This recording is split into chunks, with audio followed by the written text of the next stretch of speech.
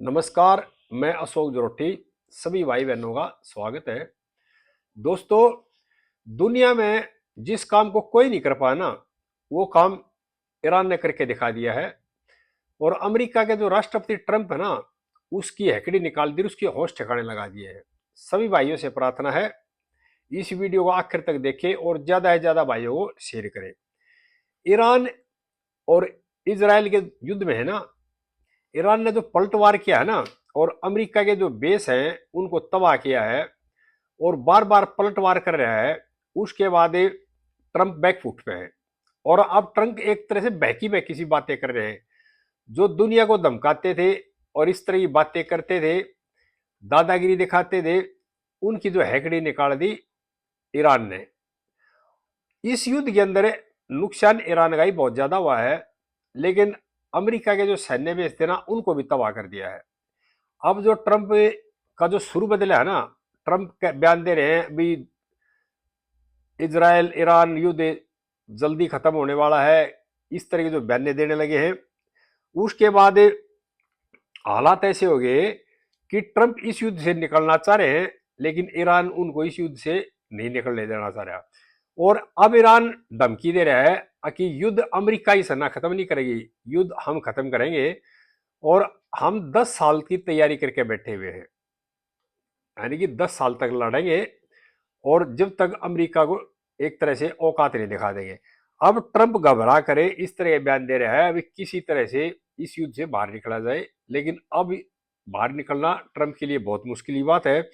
और ईरान बार बार धमकी दे रहा है, हम 10 साल की तैयारी करके बैठे हुए युद्ध लड़ने के लिए। और ईरान जो जबरदस्त हमले कर रहा है उसके सैन्य ठिकानों के ऊपर, उनको तबाह कर रहा है। और अब ईरान ने जो एडवार है ना, उसका वजन ही बढ़ा दिया है और ज्यादा जो बड़ी मिसाइलें हैं, ड्रोन हैं, उनको इस्तेमाल कर रहा है। और ट्रंप अब ये भी कह रहा है जो मैंने हमला किया ना ईरान के ऊपर, वो 4 लोगों के कहने से किया है। वो 4 लोग कौन है? ट्रंप का अपना दामाद है, एक ट्रंप का दूत है जो उसका खास मित्र है मंडली का, और रक्षा मंत्री है अमेरिका के, और विदेश मंत्री है। अब ट्रंप ये कह रहा है कि इनके कहने पे मैंने हमला किया था और इन्होंने कही थी मेरे को अब हमला नहीं करेंगे तो ईरान हमारे पे हमला कर देगा। यानी कि इस तरह की बहकी बहकी जो बातें राष्ट्रपति कर रहा है, तो इसका मतलब ये है अब वो डरे हुए हैं और हड़बड़ाहट में आ रहे हैं। पहले तो हमला कर दिया, लेकिन जब पलटवार हुए ना और उनके बेस तबाह करने शुरू किए, उसके बाद होश उड़ गए ट्रंप के। और अमेरिका ये चाह रहा है कि इस युद्ध से जल्दी कैसे निकला जाए, ईरान इसको निकलने नहीं दे रहा। और जिस तरह से हमले किए, पहले तो ये सोच कर हमला किया था कि 1-2 दिन में ये युद्ध खत्म हो जाएगा। ईरान को उन्होंने हड़के में लिया था, उनकी शक्ति को सही तरह से निया किया। और जब उन्होंने पलटवार किए, उसके बाद ट्रंप के होश ठिकाने आ गए। और इस युद्ध में धीरे धीरे एंट्री चीन की और रशिया की भी है। ट्रंप ने पुतिन से बात करी है टेलीफोन कम से कम 1 घंटे। ये जो बातचीत करी ना, इसका मतलब है अगवे घबराए हुए हैं। और चीन के जो 2 जहाज है ना, वो ईरान की तरफ रवाना हो रहे हैं। उन जहाजों में क्या है, या तो कोई केमिकल है, कोई हथियार है, कोई इस तरह की सहायता ही है। अब ट्रंप एक और भी तरह फंस गए हैं। अगर उन जहाजों पर हमला करता है तो चीन इस युद्ध में शामिल हो जाएगा, नहीं करता तो मदद मिल जाएगी ईरान को। यानी कि अब दोनों तरह से फंस गया। और इस डर के मारे अब वो चाह रहा है भी किसी भी तरह से युद्ध से बाहर निकला जाए, इस युद्ध को खत्म किया जाए। पहले इलेक्शन से पहले कह रहा था, हर जगह कहता था कि मैं रूस यूक्रेन युद्ध को 24 घंटे में रुकवा दूंगा, 48 घंटे में रुकवा दूंगा, 1 मिनट में बंद करा दूंगा। लेकिन अब जो खुद फंस गया ना इस युद्ध में, ईरान वाले युद्ध में, अब अपना निकालना मुश्किल हो रहा है। अब टेलीफोन पर बात करे कभी पुतिन से, कभी किसी से, कभी आगे बयान देता है कि ईरान युद्ध खत्म करना चाहता है, लेकिन बार बार ईरान जो धमकी दे रहा है वो कह रहा है हम युद्ध खत्म नहीं करना चाह रहे, हम तो 10 साल की तैयारी करके बैठे हैं और हम 10 साल तक लड़ेंगे अपने अस्तित्व बचाने के लिए। यानी कि ईरान मरने मारने बिल्कुल उतारू है। अब जो घबरा रहे हैं ना, वो घबरा रहे हैं अमेरिका और उसकी सेना। क्यों? उन्होंने ये नहीं सोचा था अभी ईरान इतना शक्तिशाली है और इतने दिन तक लड़ लेगा और हमारे सैन्य ठिकानों को तबाह कर देगा। ईरान के जो ड्रोन है और वहां की जो मिसाइलें हैं, उन्होंने बहुत बड़े बड़े जो रडार थे, एयरबेस थे और डिफेंस जो सिस्टम था अमेरिका का, उनको तबाह कर दिया। कई कई हजार करोड़ के एयर डिफेंस सिस्टम थे, उनको तोड़ दिया।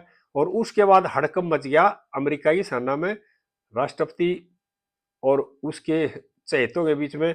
अभी ये जो गलत निर्णय लिया गया, अब ट्रंप जो थोप रहे ना, वो कह रहे हैं, उन अपने 4 लोगों के नाम ले रहे हैं, जबकि ये बातें कोई नहीं कहता। जो भी राष्ट्राध्यक्ष होगा उसका अपना फैसला होता है या उसकी कैबिनेट का फैसला होता है। अब यानी कि उस गलती को थोप रहे अपने साथियों पे, अपने दामाद पे, अपने दोस्त पे, और रक्षा मंत्री व विदेश मंत्री है।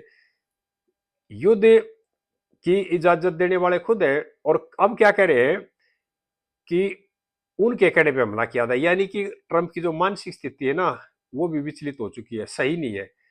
अब फंस गए, होश उड़ गए। पहले तो दादागिरी देते थे, टैरिफ की धमकाने की, हमला करने की, इस तरह की उन्होंने हड़के में ले लिया ईरान को भी इसी तरह से। लेकिन अब ईरान युद्ध में बिल्कुल फंस गए हैं और अब है मुश्किल निकलना।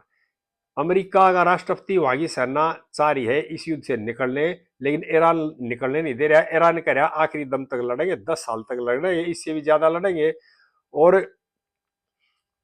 अब अमेरिका और ये भी कह रहे हैं, अब इनको रूस से मदद मिल रही है, चाइना से मदद मिल रही है। और रूस ने भी, चाइना ने भी ट्रंप को पहले भी समझा था, मना किया था, लेकिन नहीं मानने थे। अब जब फंस गए ना, अब उनको दिखाई दे रहा है अब किसकी मदद लेकर के और किसकी सहायता लेकर अमेरिका को इस युद्ध से बाहर निकालू। लेकिन अब इस युद्ध से बाहर निकलना बहुत मुश्किल है। आगे देखते हैं हालात क्या होते हैं। लेकिन ट्रंप कभी कुछ कहते हैं, कभी कुछ कह देते हैं, कभी धमकाते हैं, कभी मीठा बोलते, इस तरह की बातें करता है। और इस तरह से दुनिया को घुमा रहा था ना, लेकिन चक्कर चलाते चलाते ट्रंप खुद इसी जगह फंस गया है। अभी अमेरिका में भी उसके खिलाफ विरोध होना शुरू हो गया है, और अमेरिका के जो लोग हैं ना, वो भी कह रहे हैं आगे जो हमला किया था गलत किया था, इस तरह की बातें उठने लगी, आवाज उठने लगी है। सभी भाइयों से प्रार्थना है इस वीडियो को ज्यादा से ज्यादा भाइयों को शेयर करें। आगे इस तरह की बातें फिर शेयर करते रहेंगे। जय हिंद देशवासियों।